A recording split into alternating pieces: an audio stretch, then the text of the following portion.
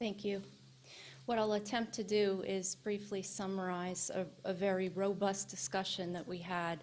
We had a really great group. It was quite an eclectic mix of industry, regulators. We had representatives there from WHO, from USP, just from the developing countries. So we really got into some good discussion, and hopefully I'll do justice in summarizing some of the key points and the suggestions that came from our topics. We had 6 questions that we specifically addressed in our session, and they were quite varied in content, so I'll try to briefly summarize some of the highlights that we covered. Our first topic area for manufacturing standards and process had to do with identifying some of the most challenging areas of non-harmonization for industry regulators and patients. And we had a number of areas that we identified as specific challenges. Basically, the dossier content, the CMC dossier content, is not harmonized when we do global registrations. And while the format may be consistent in the filings that we do, the content was really greatly varied. And we felt that this was a real challenge, as you typically develop a global product, often from the same manufacturing site, and send this out to global registrations.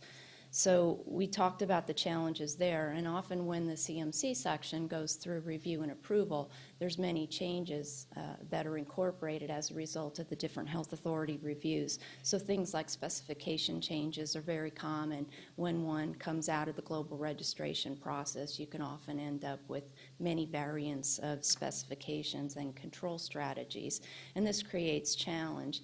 It gets greater complexity when one moves into the post-approval phase of a product life cycle, in that it becomes very challenging to manage the logistics for the supply chain when one is dealing with different variations of specifications for a global product.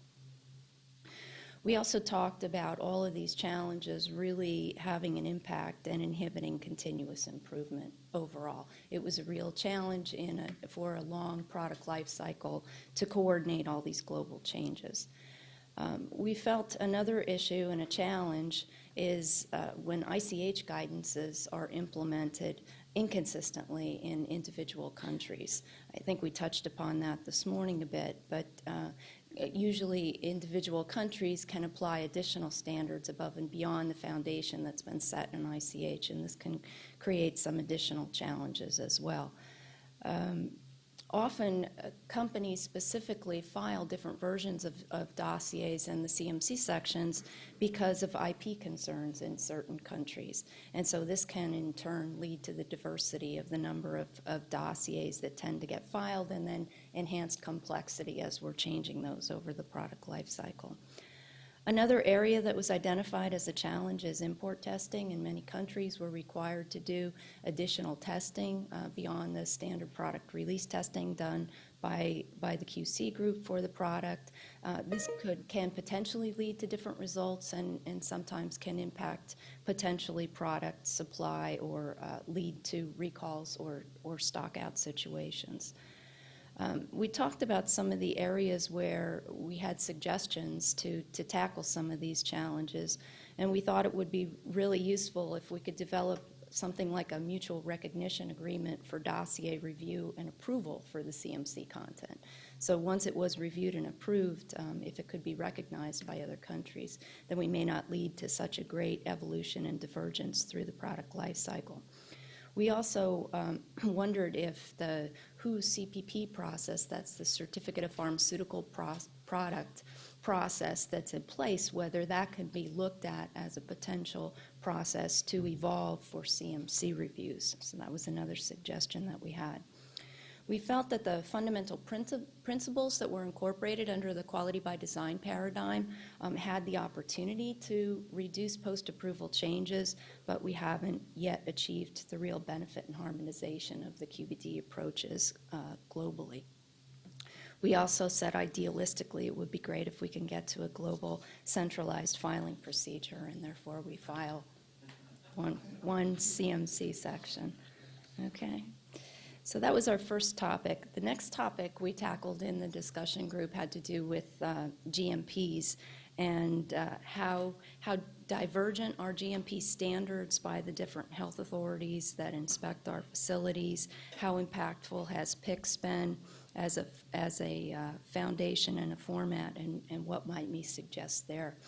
And it was felt by the group in the discussion points that we see divergence and disparity across inspectors within an agency. Sometimes the interpretation and the expectations for GMP standards are different inspector to inspector within an agency, but then we also see disparity when we look across agencies in terms of how the GMP principles are applied and interpreted. We also saw differences in the way citations or observations are noted when one goes through a health authority GMP inspection. Some health authorities, like the EU, tend to categorize the significance of the finding, which is helpful. Other health authorities may simply list an observation, and it's left to open debate. We also felt that a real problem in the GMP inspectional arena was also just the multiple pre-approval inspections that a company can go through when you file, even for a global product made at a single site. Just the number of pre-approval inspections by the health authorities that happen over the year or two that you roll out the global registration process was deemed to be quite significant. And there was an example where for a recent new product, the site had gone through 22 pre-approval inspections by differing inspectorate groups around the world to ensure that the product was being manufactured by GMP compliance standards. It was felt that most countries agree on the PICS standard. That was the next topic that we touched upon. But there was maybe some opportunities in that area to expand and to see different focus and emphasis by the different health authorities.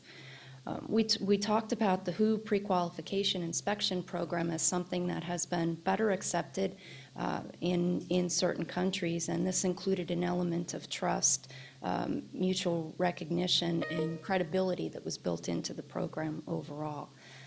But we thought that the PICS approach could be useful if potentially it was expanded to include some of the WHO pre-qualification and inspection criteria. The next major topic we touched upon was post-approval changes, and we all recognize that the regulatory divergence of requirements in the post-approval arena was quite divergent. There were differences in CMC content required, different categorizations of change that were required. The timing associated with filing global changes could take 24 to 36 months in some countries, and the review times in other countries may be completely undefined. It led to logistics challenges with respect to segregating pre-change and post-change product, and potentially could lead to stockouts and enhanced cost. So it really did have an impact on our ability to optimize products in the post-approval product life cycle. We thought there were opportunities to harmonize and simplify post-approval changes overall. There were a number of suggestions there, including broader use of global comparability protocols and implementation of QPD principles. We touched upon ICH and how successful ICH has been in the manufacturing world, and here we felt that it had been successful, but there were still opportunities to take it further by including more countries involved, and further by getting all countries committed to the implementation of the common data requirements.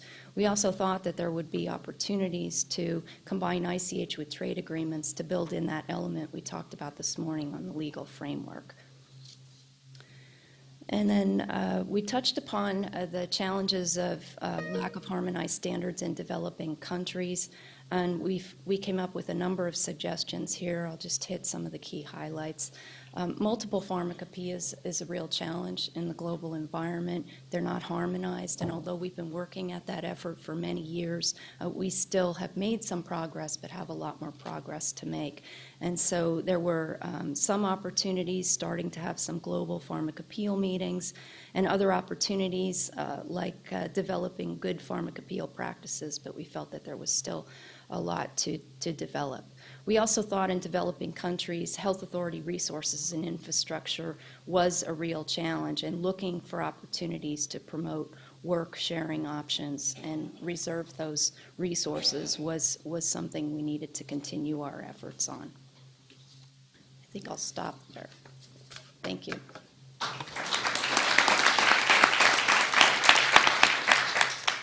Great. Any quick questions for Diane? Questions of clarification, concerns about any of the points you raised on manufacturing standards and process? All right, with that, I want to thank all the moderators and the rapporteurs. This is, oh, there was, I'm sorry.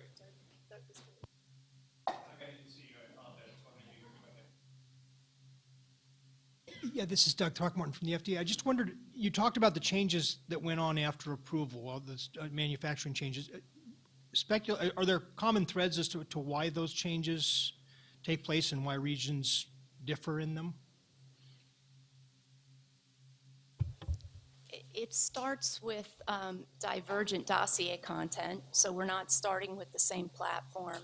And then there's different requirements in each country on what post-approval CMC changes are required to be reported and how we report them.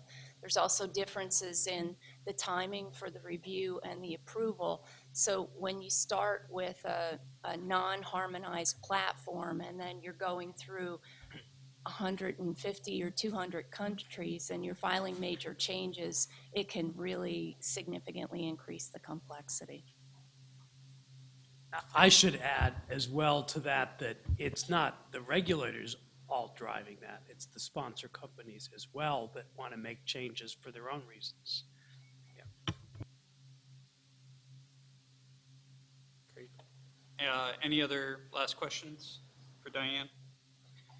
Great. With that, let me again start by thanking the moderators and the rapporteurs. This was truly heroic work.